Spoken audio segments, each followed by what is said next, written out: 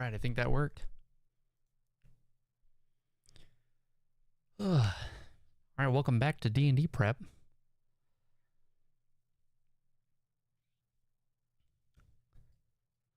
A lot happened last week. Really not a lot. But a lot of prep has happened. And a lot of prep needs to happen before tonight. So, what's up, Billy?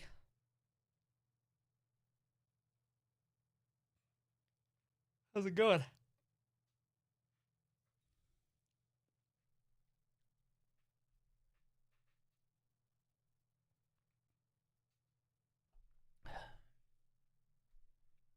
Pretty good.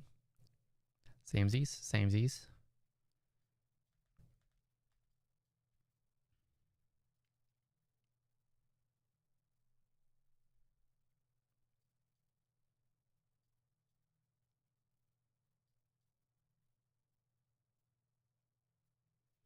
What's up, David? Thinking pretty good. We're getting ready for tonight's session.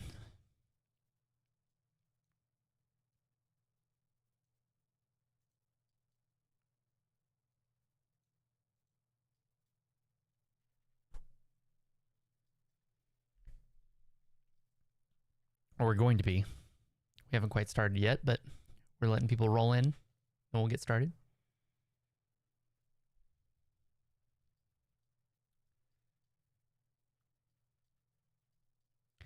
We're going to do some monster prep today. Design some monsters. Perhaps put together an encounter. Kind of already done that, but do more people watch on Twitch or YouTube? I'm not sure. Live, I think maybe more Twitch viewers. But the VOD basically doesn't get seen on Twitch. So a lot of people see it on YouTube once the stream's already happened. But I don't know. I think we're starting to get to the point where YouTube is overtaking Twitch viewership. I think most of the stream regulars that are watching because it's a neat stream will come through Twitch usually. David's the big exception. He prefers YouTube. But any of the new audience usually just comes in through YouTube, unless they just, or somebody happens to prefer Twitch and then jumps over onto Twitch, which we've had a few of those, but generally I would say YouTube is outpacing Twitch in just about every capacity across the board. I feel like my camera's particularly high today. I feel short.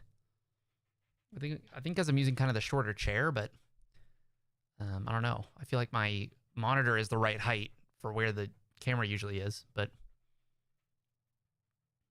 it's just strange.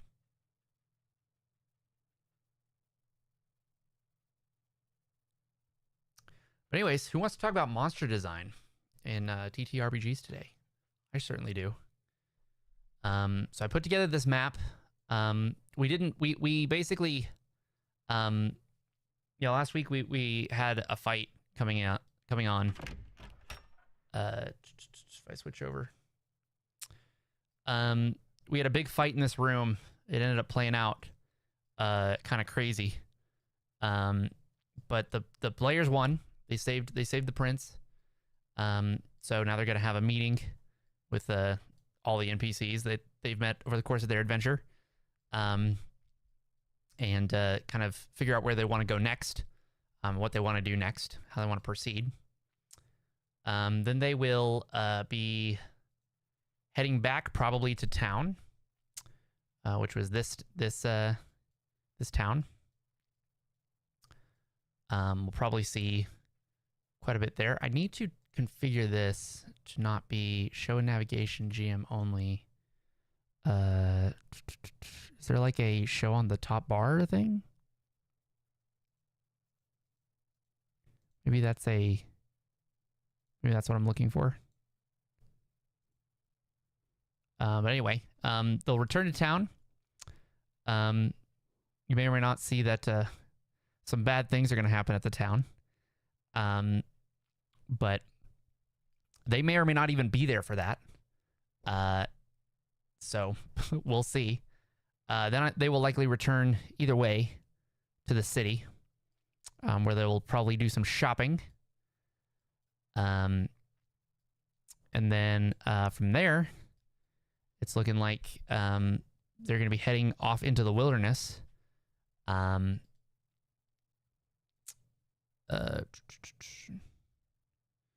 going to be heading off into the wilderness from the city toward this forest right here, which is not labeled on the map, but in fact is the Cloakwood Forest, which I stole from a name I stole from what do you call it?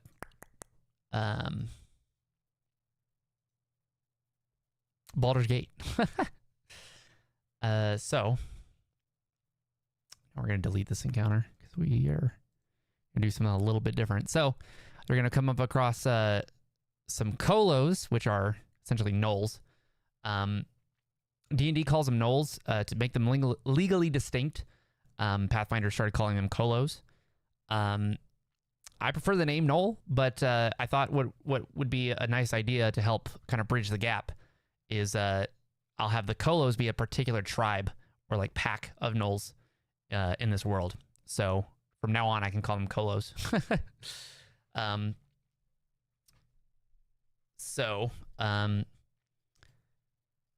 This pack of Kolos will be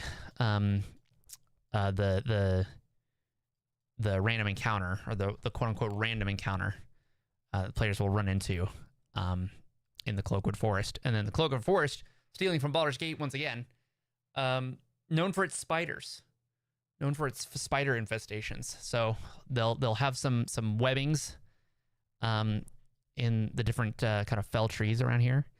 And there are some spiders, some hunting spiders hiding in the trees. So depending on how the PCs approach this encounter, so what I usually do is for kind of wilderness encounters, I have our ranger will make a survival check, and whether the result of her survival check will determine kind of how the encounter starts. So in early D&D, they had like you had like a random roll to determine like who sees who first, like who gets to set kind of the initiative of the engagement, sort of.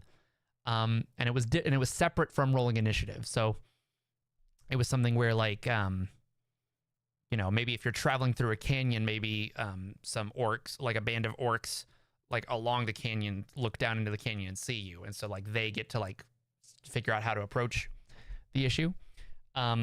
I've adapted that into modern D&D by making that a survival check for our ranger. So survival is usually used for like tracking and things like that, which come up very like kind of niche. So I decided that survival would give her the opportunity to kind of set up whether or not they get to ambush the enemy or they get ambushed. So if they roll well on survival, they'll come across kind of this clearing, which will give them kind of some cover, and let them choose how they want to engage the Kolos. And if they wait long enough, the Kolos themselves will actually be ambushed by the hunting spiders. And then they can either watch and then take on the survivors, or they can figure out what they want to do. Now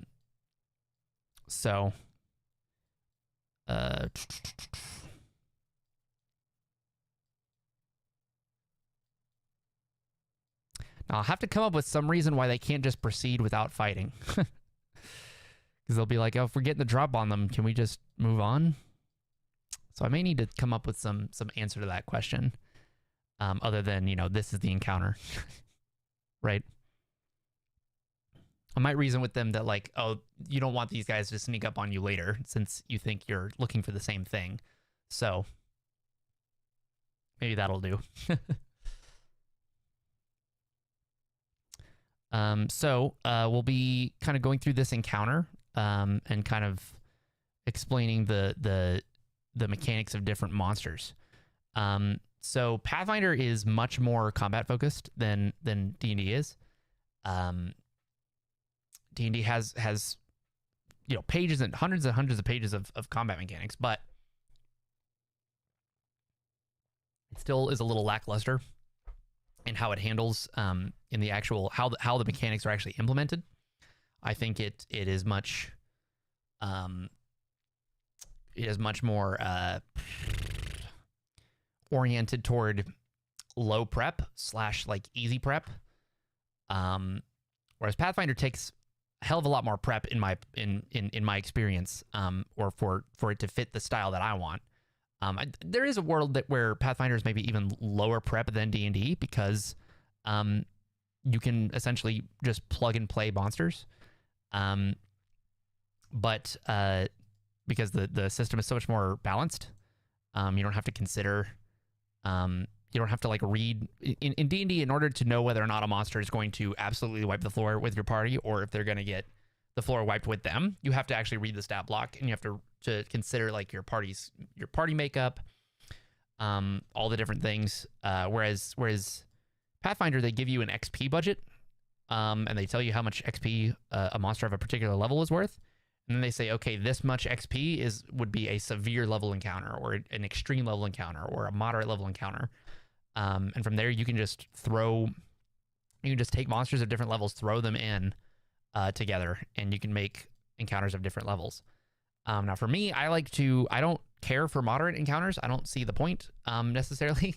I do think that for dungeon crawls, there's decent reason to have or decent incentive to have some moderate encounters or some lower level encounters to kind of introduce monsters in kind of a safe environment where the player can learn their mechanics and then apply them to more deadly encounters later. But I also like the idea of just giving really tough encounters, but ones that maybe have that give opportunities for creative approaches and for player tactics to matter. Because at the end of the day, if you have a low level encounter, the players can just roll their dice at them and they'll win the encounter. It's kind of like grinding in a video game, right? If you are over leveled for an area, you can just spam the attack button. In Earthbound or in a JRPG, you can just spam base attack. You don't have to worry about spells. You don't have to worry about buffs. You don't have to worry about any of that. Because the whatever it is isn't going to be a challenge. And so you just with Pathfinder and D&D, you run into that problem. Where if you're doing an encounter that's not a challenge at all, you're just rolling the dice at it. And honestly, that builds, I think, bad habits for the players. Because then they kind of lock themselves into, okay, this is what I do in combat.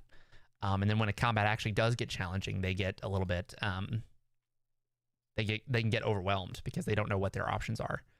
And so for me, I'm more of the opinion that encounters should lean toward the extreme end, but have maybe a solution or some kind of multiple ways of approaching that the players could get the upper hand, and that also leads to higher player satisfaction in my experience. So with this one, if the players just go in and start rolling their dice at the enemies, they're gonna have a hard time. And in fact, if the spiders come out and the spiders join the fight, if they get ganged up on, if they get surrounded, the players could have a party wipe. Death is on the line. But if the players play smart, if the players kind of observe, use their little noggins and observe how the monsters are fighting, and then when the spiders show up, maybe turn the spiders against the gnolls, they have a solid shot of coming out kind of relatively unscathed. And I think that's what makes for actually interesting game design. And I think that's where Pathfinder excels, where D&D does not. I don't think D&D was really set up to handle players getting overwhelmed, just because player options in D&D are so much more limited, in my opinion. There's usually an optimal strategy and a suboptimal strategy in D&D, whereas Pathfinder has, might have an optimal strategy, but might also have, a risky but rewarding strategy, or a safe strategy, right? And I don't think D&D really has that flexibility. in the same way. So I was going through and I've made different variations of these monsters. So where I think Pathfinder also excels, and kind of D&D 4th edition design excels. Let's see, in my perspective from video games, I suppose the difference there is that depending on the format, I think that more moderate / weaker encounters can have use if there's a focus on resource management. Yes, they can. If you've got higher level players, and you, not higher level as in like literally their character level, but like higher level as in like they have experience with the system. If you have higher level players, you can tax them with moderate / weaker encounters.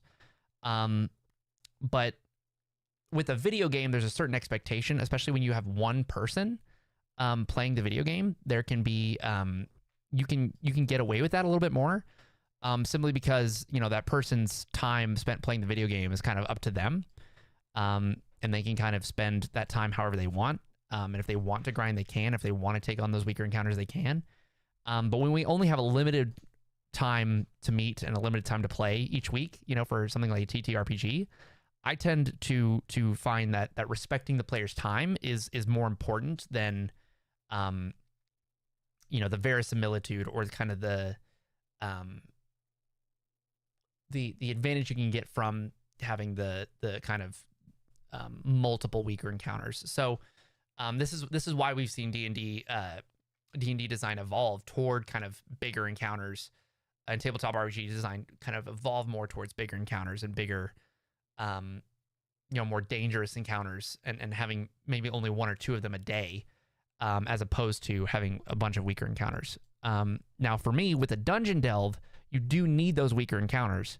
But when it comes to like, especially when it comes to wilderness encounters, where if your TTRPG has any sort of resting mechanic, your party's going to be well rested, and you're going to have all your resources. Then having it so that the encounter is a kind of a one single big encounter, that has high, that has risk, has a reason for being there. Otherwise, there's no reason to have a random encounter or a wilderness encounter, because there's no resources to be taxed. And that's part of it too, is that as we come to, people like people like being at full health, people like having their spells, people like having their resources. And as TTRPG design has moved toward making it easier to get your resources back, we taxing those resources has become, number one, more difficult, but also less impactful. Back in 3rd edition D&D, you gained a number of hit points. Every time you would sleep, you regained hit points equal to your Constitution modifier, which might be 3 or 4, at best, right? And you would have, on average, maybe 10 hit points per level. And so if you're a level 3 or 4 character and you're at half health, it might take you a week to get your health back, just by sleeping it off. Roll back to 1st or 2nd edition D&D, you got 1 hit point back whenever you slept. Now you had your cure spells that you could cast before you went to bed. But if you used all your cure spells for the day, you had to go to sleep and hope that you didn't get ambushed in your sleep. And then when you woke up the next day, you could maybe spend all your cure spells for the day, right there to get you back to full health. But then you got to go the rest of the day without your cure spells. And again, when you're traveling, it's not a big deal. Or it could not be a big deal. Depends on what kind of wilderness you're traveling through. In Baldur's Gate, we had the problem where we'd be traveling through the wilderness, and I'd be like, man, I'm low health, I better rest up before we get a random encounter. And I would get a random encounter on the rest. And then I'd fight the random encounter, I'd barely survive, and I'd try to rest again, I'd get another random encounter.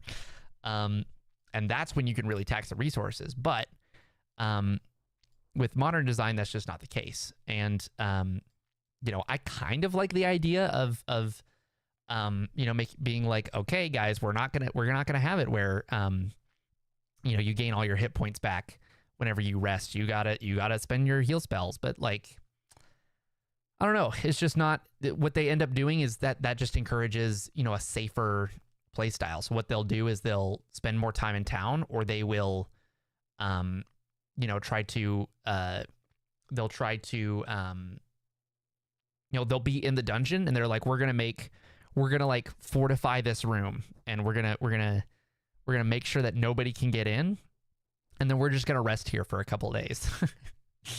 And like I could engage with that kind of style, and I could engage with those mechanics and make it so that that's not, feasible. Be like, okay, well, where are you going to get your food? Are you going to go out and hunt? Are you going to, what are you going to, are we going to track rations and stuff like that? But I find that when you get to that level, certain players like that, certain players would like to play in that game. Most modern audiences don't care to play that game. That kind of wilderness survival type thing is not in people's interest as much. And so I find that instead having incentives to keep going, or having incentives to keep engaging with the dungeon is a better way to do it, because then they can kind of sleep before they enter the dungeon or rest outside of the dungeon, and then they can go in and they can be like, okay, while we're in the dungeon, sleeping is kind of not really going to be a thing. We could maybe sleep once, but we also you can also only benefit from a rest once in 24 hours. And so if you're only in the dungeon, you're only adventuring for a couple of hours at most, then like that sets you up to where you maybe you can't rest.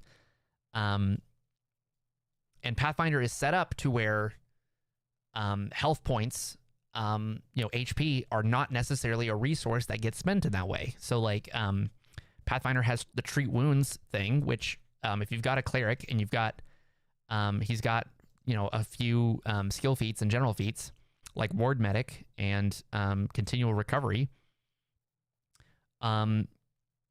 there's not really a cost. Yes, it costs like 10 minutes every once in a while, but like then getting up to full HP maybe costs an hour, which hiding out in a room for an hour is much more feasible. And so Pathfinder is actually balanced around every encounter happening with everybody at full HP. And that's just going to get easier for them to do as they level up and Terry gets better at being a medic, right? So, and Shane gets a kick out of being the healer, which I think is cool. It helps them out quite a bit. So,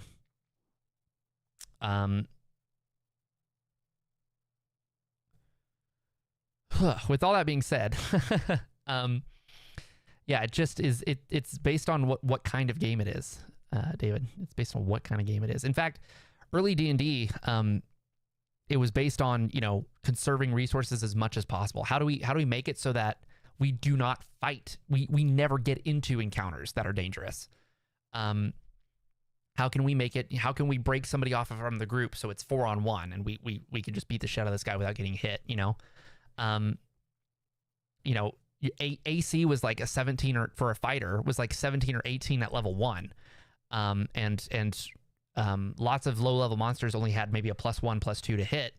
And so a lot of the times, but they might do, D10 damage when the fighter might have maybe 10 hit points, right? So the idea was don't get hit. Like, don't put yourself in a situation where you're going to be taking attacks. And that was kind of how you played. Versus now, heroic fantasy and heroic, combat. If you don't take a bunch of damage, you don't feel cool. You don't feel like you actually survived anything. So just an interesting analysis on like how tabletop RPG design has evolved. But anyway, let's go into what goes into designing a monster. So I think dire hyena, is that a thing? I thought there was a dire hyena. Maybe giant hyena?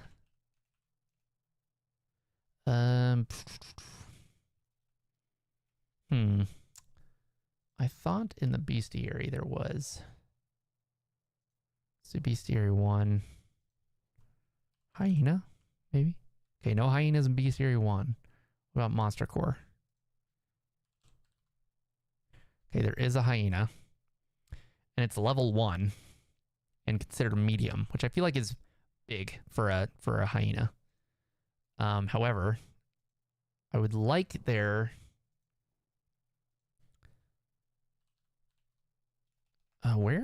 were there not any hyenas before? There weren't any hyenas before Monster Core. Okay. So I kind of like the idea of a hyena, a dire hyena, number 1. Just a big ass hyena. And then like a horse-sized hyena. And then having gnolls be riding those hyenas. Having mounted combat going on. I don't know that that's appropriate for this combat encounter, but that is kind of like one of the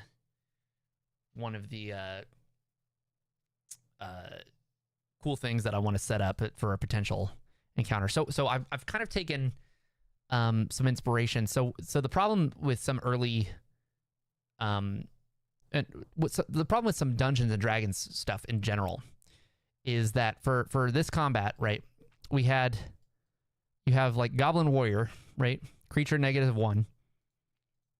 And you might have Hobgoblin Soldier, creature 1, right? And then you might have Bugbear Prowler, creature 1. So like you've got some variety, but like what do they end up doing? The Hobgoblin Soldier hits you with his longsword. The Goblin Warrior hits you with his dog slicer, which is like a goblin short sword. The goblin might do a goblin scuttle, which allows him to move take one step if he ends his turn next to another goblin. Might have a little bit of thing he can do, right? The Hobgoblin Soldier has attack of opportunity, or reactive strike as it's called, which means he can attack you if you try to run away from him. But generally, when you have these kind of low-level encounters, generally it's the goblin attacks, right? He shoots you, he strikes at you, he slashes you with his sword. They attack you, right? And that's kind of the most kind of variety that goes into it, right? Which is why low-level D&D combat just isn't very tactical, right? So for this boss battle, we had a Goblin War Chanter that was singing a courageous anthem that gave a status bonus to all of his allies. We had a Goblin Alchemist who was throwing fire, alchemist fire, basically Molotov cocktails at people, setting them on fire. Fucking our inventor Nem almost died. He's wounded 3, which is the max wounded value you can get before you die, because of that fire. We had a Goblin Commando, who's just a stronger goblin. But I had it to where the Goblin Commando could call for backup and have backup enter in through the door. We had a Hobgoblin Commando who was just a stronger Hobgoblin Soldier, adding into it all, but he was controlling different areas because he was standing in the way. The alchemist was standing behind him, lobbing bombs, and they couldn't get past him without taking an attack. So a lot more variety, and those are all just describing the minions. That's not even throwing in the boss character, who had a really sick crossbow, but also a really sick breaching pike, and all this. So that's more interesting kind of a tactical combat encounter design, where you have different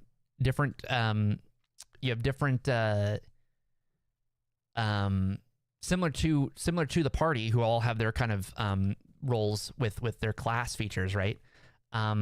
You give the enemy combatants different roles in combat and different things that they do and different things they contribute to their side of the combat, right? So we've got Gnoll grunts, right?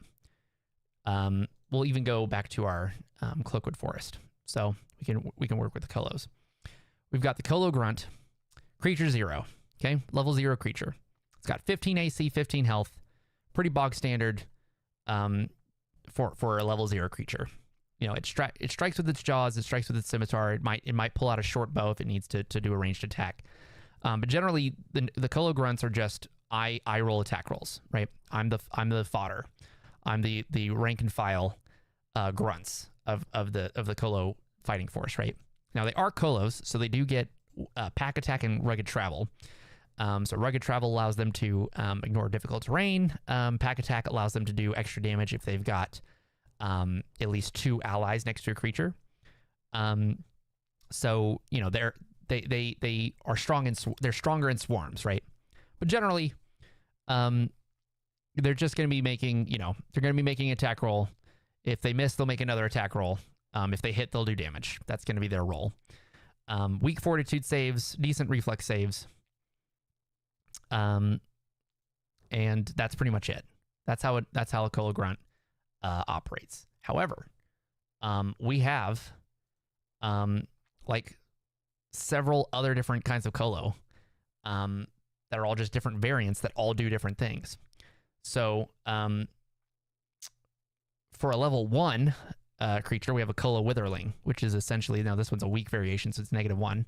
But at level 1, Colo Witherling has a little bit more HP and a little bit more resistances. So they're, a Colo Witherling is a skeleton, basically an animated skeleton. So skeletons have resistance to piercing and slashing damage.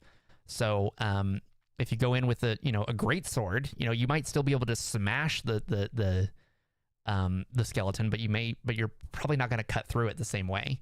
You're not going to be able to do as much damage. So how resistances work is that for each type of resistance, or whatever type of resistance, if you're doing that kind of damage, they take 5 fewer damage, basically. So if you do 6 damage and they've got slashing resistance 5 and you've got a greatsword, you only do 6 damage. You're only doing 1 damage.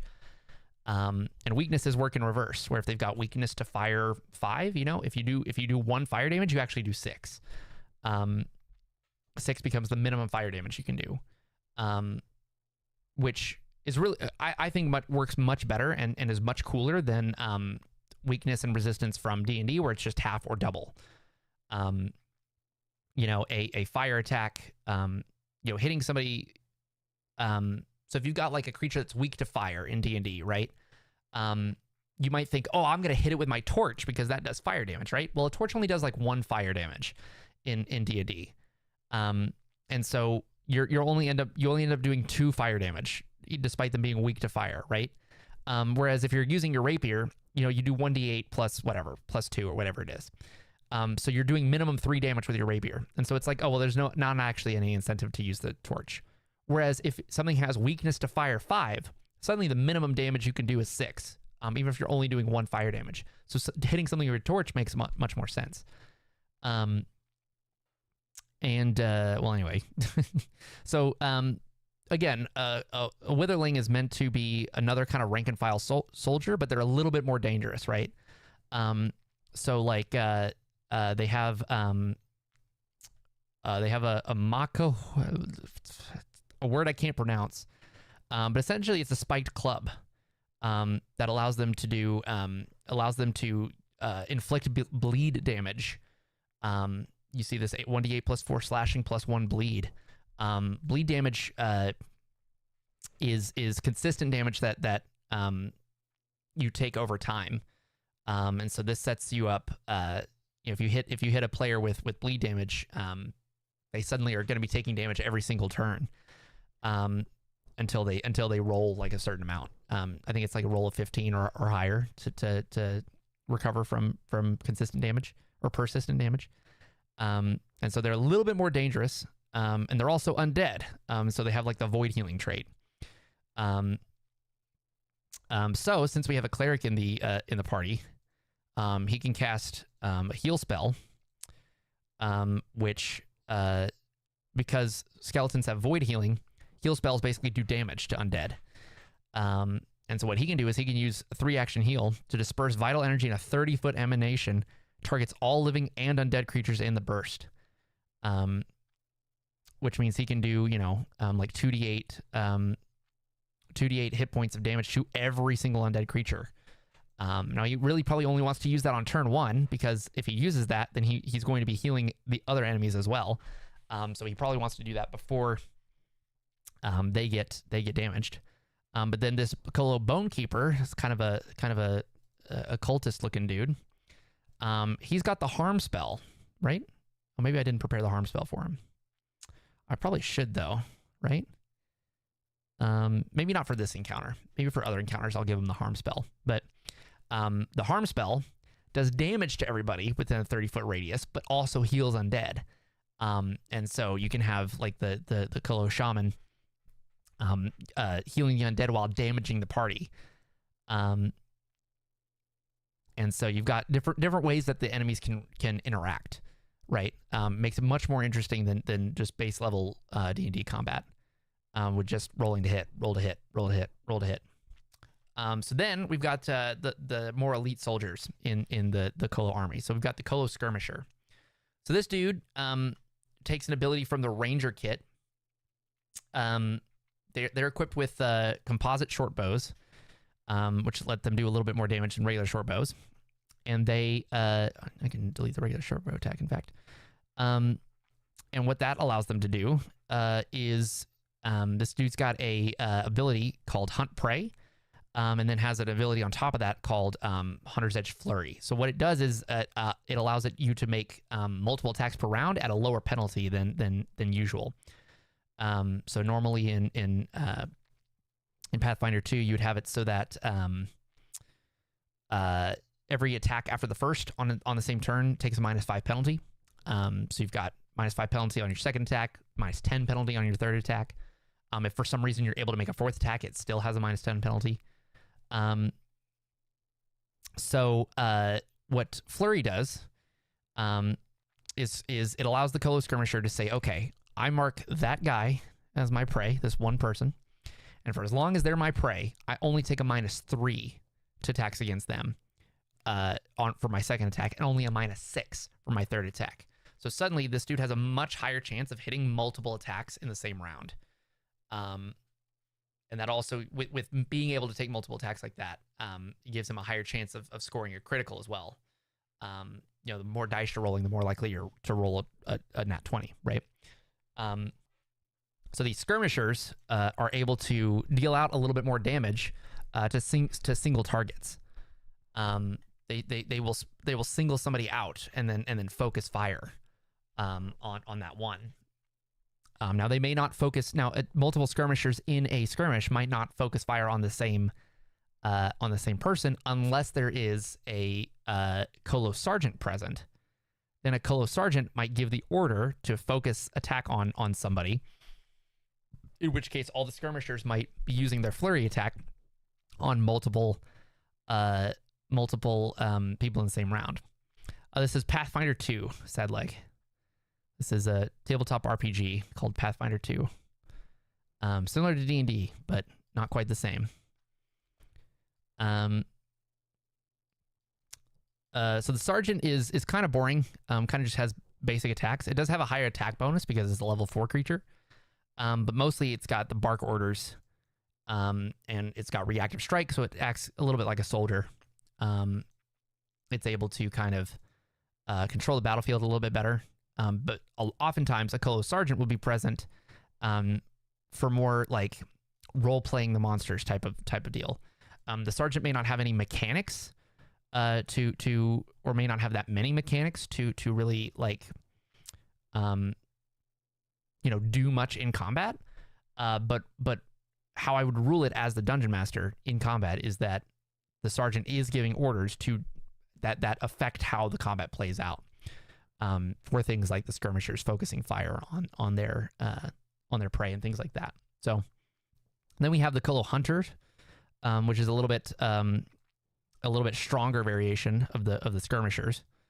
They're level 3 instead of level 2, and then instead of the flurry, they have the precision Hunter's Edge.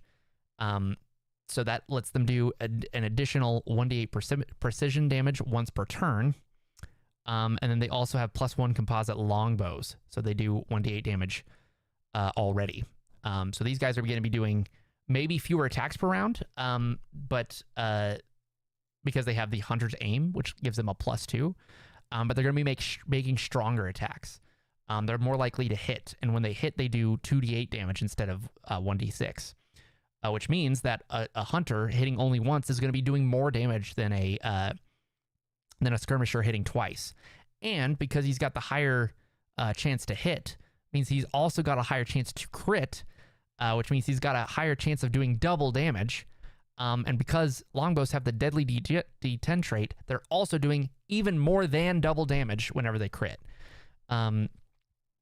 So hunters end up shooting less, but being far more effective at killing their targets. So, and again, this might be a case where they might be targeting different members of the party unless there's a sergeant present, in which case the sergeant might order them to strike the healer before he takes out the witherlings, for example. And so you can kind of see more than just having a Colo Grunt, just scaling him up to be level 4, right? Instead of doing that, and instead of just scaling the numbers of the creatures, giving the creatures different abilities, even just one ability or one different kind of thing that they focus on, that adds to kind of the dynamic of how they act in combat and how they add to combat. So then we've got the Brute. The Brutes are large creatures, so they have greater reach. So normally a creature can only hit in melee a creature that's adjacent. So like this Witherling could attack any of these creatures next to it, but he couldn't attack this skirmisher 2 spaces away.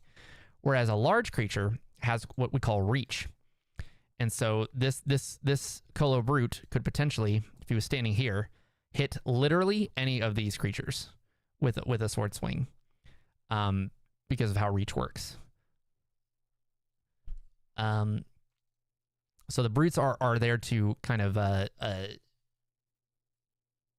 be a threat, be a greater threat. They're also meant to kind of tank attacks, because they do high damage. They're kind of attracting more attention. They got low AC, so they're more likely to be hit, and they're more likely to be crit, but they have high hit points for their level. So they're able to take those hits. They also have they can also grab people with their jaws. And then they do extra damage against people they have grappled. So one could bite you and then be tearing into you with its sword, doing extra damage. And then I also gave them the Feral Roar, to kind of let them act as shock troops. They get to make an intimidation check against everybody in a 30-foot radius. And if you fail an intimidation check, or if you fail against an intimidation check, you take a -1 or -2 if you crit fail to everything for a turn. So these act as kind of the I'm gonna go in and fuck shit up creatures. And then just to give some added variety, there's an even more powerful variant of the same ones, called the Colo Berserkers. So these have the rage feature. So I guess they don't have. I guess I didn't give them the rage feature, but I gave them the same kind of bonuses to health and stuff that a barbarian would get for raging. Their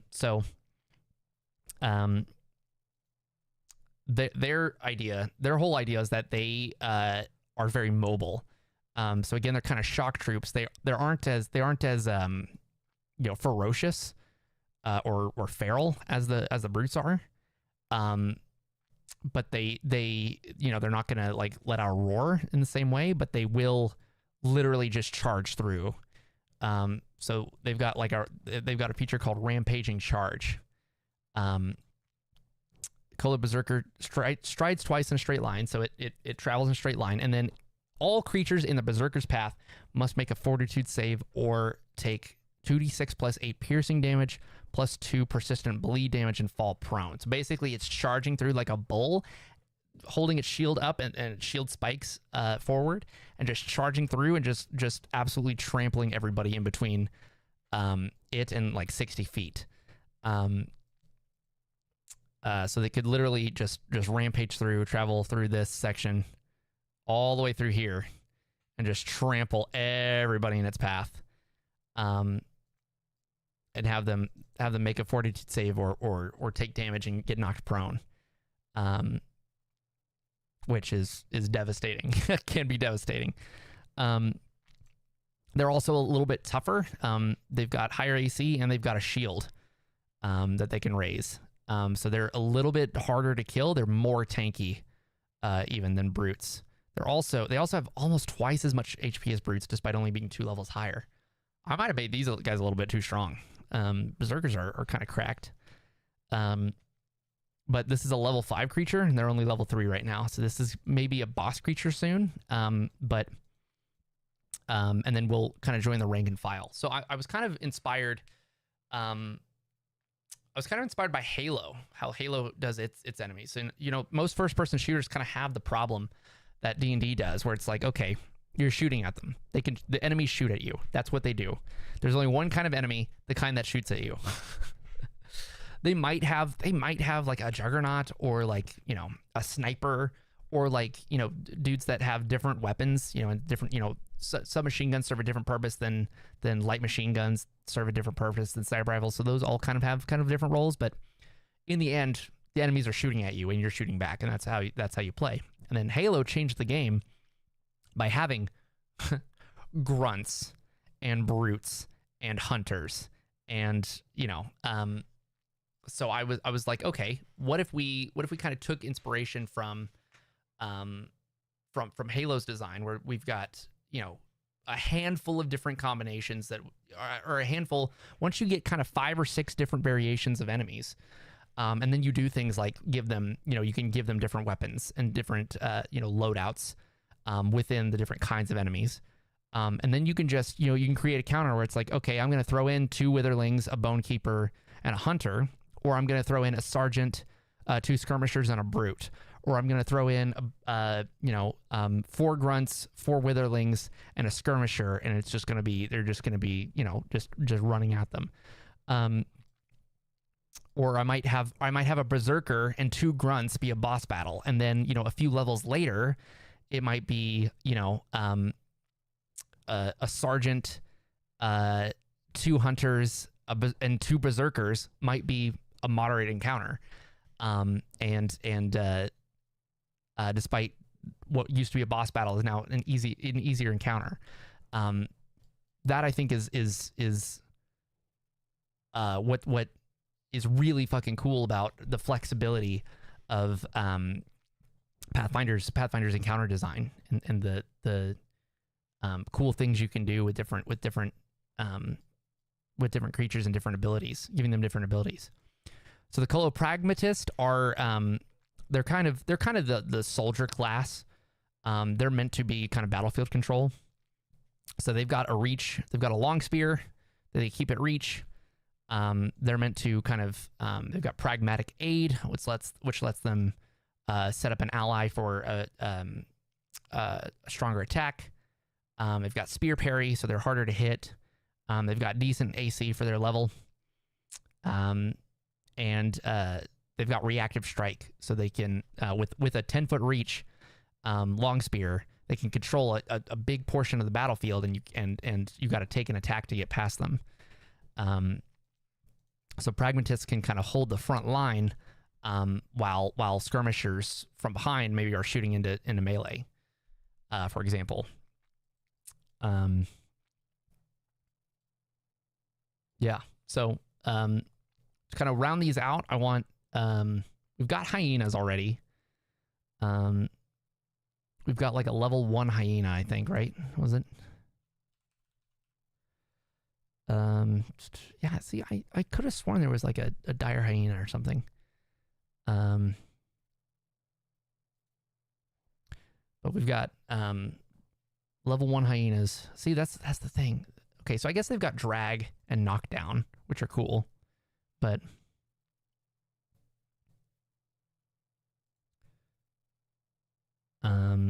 so jaws have plus knockdown, so they can make a trip attempt. trip attempt for free, then drag. If they knock them down, in addition to dealing damage, the hyena drags the enemy about 10 feet. So that could set up for some cool tactics. Dragging enemies away from each other so that they get out of and that's another thing too with hyenas. Maybe a null sergeant is able to command the hyenas, right? So maybe a sergeant's able to say like, hey, this cleric has like a buff spell that's an AoE, right? What if we commanded the hyenas grab their allies, drag them away from the cleric so that they're no longer in range of the buff, right? Whereas if they're able to take down the sergeant, maybe the hyenas are maybe they just resort to just doing their bite attack, right? Anyway, all kinds of cool ideas that you can come up with. So I think we had this many, right? I think we had 5 witherlings, a skirmisher, a grunt, and a bone keeper. And this was, I think we put it together that this was 145 XP. It says threat level extreme, but that's not extreme. I think that this is going to be a decent encounter. It might be a little overtuned. Maybe I should use a weak skirmisher or something. For their first encounter with a skirmisher, but it doesn't update live. That sucks. But anyway, but I think that this might be a decent challenge. Now the level 3, despite being level 3, I don't know that a bone keeper is just super just a super big threat. It has a falchion and has the packet attack and rugged travel and stuff, but I think really its spells are kind of the most kind of scary thing. And I don't know that its spells are just super just going to be super impactful. Now having it cast Bane is going to be cool. Maybe casting Fear, casting Command. Those are going to be decent kind of control spells, but with 45 health and only 18 AC, it's not going to be just lasting too long. And that's another thing to consider as well. Whenever you put together, something that says, it's an extreme encounter because you've got, so many more enemies than PCs, and you've got, the XP award, the XP budget says that it's an extreme encounter. You got to consider that with low HP, lower level enemies can only contribute so much to the fight. While the enemies might outnumber the PCs at first, when the PCs,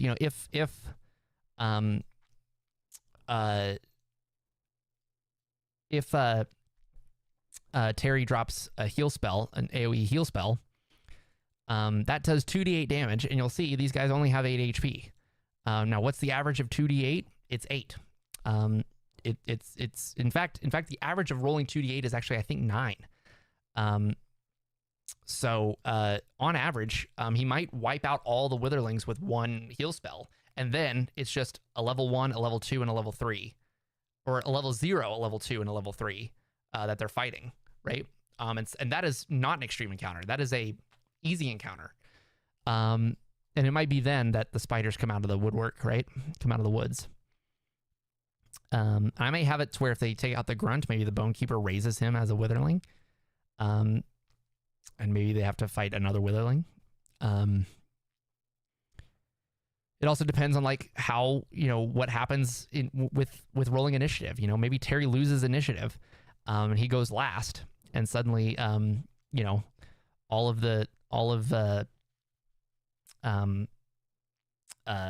them gang up on him before he's able to cast heal, right? You never know.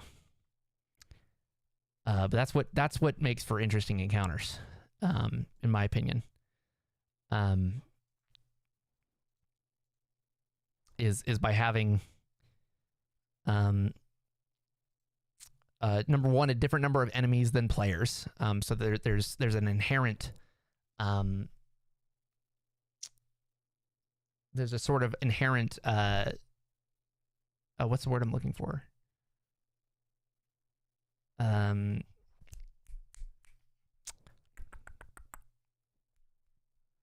Damn it, what's the word I'm looking for? Asymmetry. There's an inherent asymmetry. But have a combination of more powerful and less powerful creatures than the PCs. Or a combination of as powerful and less powerful creatures than the PCs. So that for a boss encounter, you might have one more powerful creature and two less powerful creatures against 4 PCs. And then for crazier encounters, you might have 8 weaker enemies and 2 or 3 equal level enemies against 4 PCs. And that's how you get kind of dynamic and fresh, exciting combats, in my opinion. So there's only 5 hunting spiders and they're all level 1. So I don't know that they're going to be just changing the game in terms of what they're able to do, what they're able to accomplish, so to speak. I don't know that they're going to swing the fight one way or the other, but it's going to be interesting for sure. Now, if they were to all go up against, if they were all to gang up on the players, how much XP would this be? 245. Jesus Christ. Yeah, so they better not piss off the spiders and then get themselves into trouble. But anyway, that's I think our prep for the day. I can't think of anything else. I'm trying to really think of stuff that needs done before they start playing today, but I think that's about it. I actually need to, it's kind of a short stream today, but kind of actually need to get going pretty soon here. I need to figure out dinner. I need to do an early dinner so that I have time to play with these guys and get this game on the road. So I think that's going to do it for us today. Unless chat has any questions. I like setting up. I use a map creator called Incarnate. I got this map from another creator, and I was able to take the tree layer and make that a separate map element, and just like kind of post that as like a PNG with transparency, and then you can just pull it in as a layer over on top of your map. And then what you're able to do once I lock that in place is that now, if a token is underneath the tree, if I hover my mouse there, you can see the token. You can see what's going on. And so that way we're able to have kind of the beautiful map design of having all these trees and such, and have the top down view, but not have your immersion broken when something stands on top of the tree. Instead, have things hide under trees and shit. It's pretty cool. I like that. I like it a lot. So anyways, I think that's all for me today. I want to be doing these. I want to maybe do longer versions of these streams. But there's only so much that I really want to do on stream in terms of prepping these games. Because I want there to be surprises for you guys as well. As we kind of go through and prep more. I also don't want my players to be able to figure everything out just by watching the D&D prep streams. But we'll do some more. We'll do some map creation streams. We'll do we'll do some monster making streams. I'll get the stuff ready to make maybe the hyena rider. We'll put that together. We'll put together some boss fights together. Maybe design some cool magic items together. But we'll have to do that some other time. I'll also take you guys through. I'll give you guys a tour of the next dungeon next time, I think. Got a lot of cool stuff going on. And we're going to be using a 3D dungeon next time. We've got a cool program called, I guess it's kind of a game, but it's kind of a program. It's called Tailspire. It's a VTT similar to Foundry, but instead of using it for the VTT features, I want to use it for the map making features. So You can see you're able to make 3-dimensional dungeon maps with it, and even pull in your players minis from things like Hero Forge, and make custom dungeons. So I've already made one. In fact, the next dungeon is ready to go. Has been ready to go for a while, and I'm excited to take my players through that and give you guys a tour of it as well at some point. So anyways, that's going to be stream for the day. I will catch you guys next time. Mwah.